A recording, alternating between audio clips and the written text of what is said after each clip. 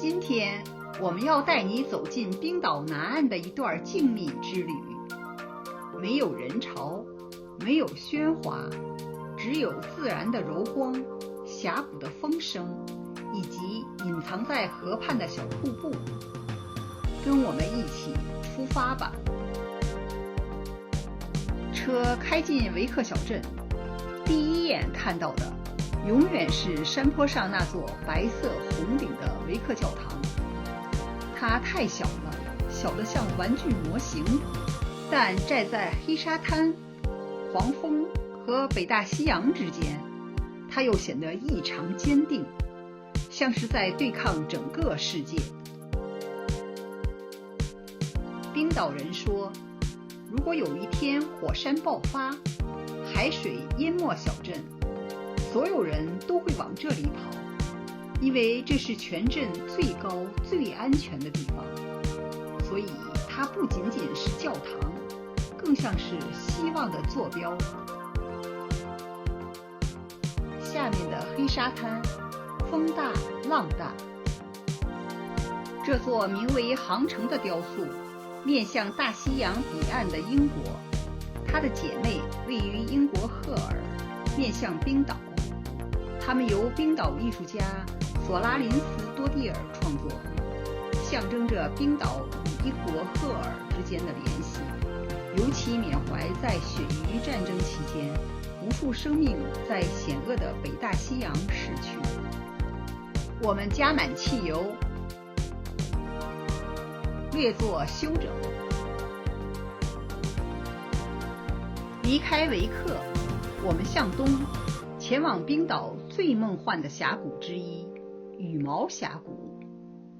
200万年前，冰川融水，一点点冲刷，硬生生地在大地上刻出这条长2公里、深近100米的伤口。蜿蜒的河流在底部闪着银光，两侧陡峭的岩壁被苔藓覆盖，像是大自然的绿色丝绒。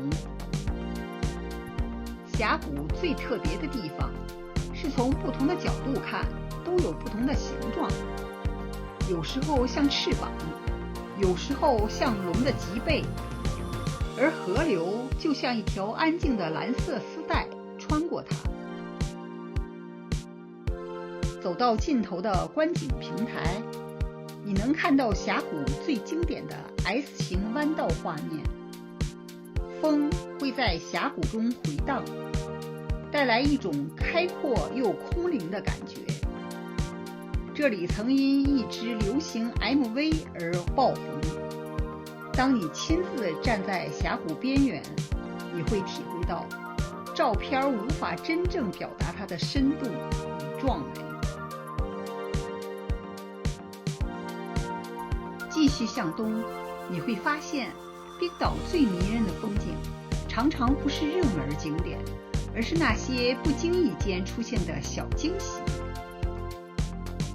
沿着福萨拉尔河，有一系列低调却极具魅力的小瀑布，当地人称它们为隐藏的小宝石。没有刻意修饰的步道，只是清澈的河流从岩石间缓缓落下。这种无需目的的风景，正是冰岛南岸最迷人的地方。继续东行，有一座极具童话感的草顶教堂在等着你。它建于1884年，是冰岛最后一批，也是最年轻的草顶教堂之一。更特别的是，它至今仍是活跃的教区教堂。教堂的屋顶和地面融为一体，好像是从地里长出来的一样，景象宁静又神秘，像一座被大自然扮演的精灵屋。这也使得它成为旅客在南岸行程里，尤其是前往冰河湖与钻石海滩途中，最值得短暂停留的文化景点之一。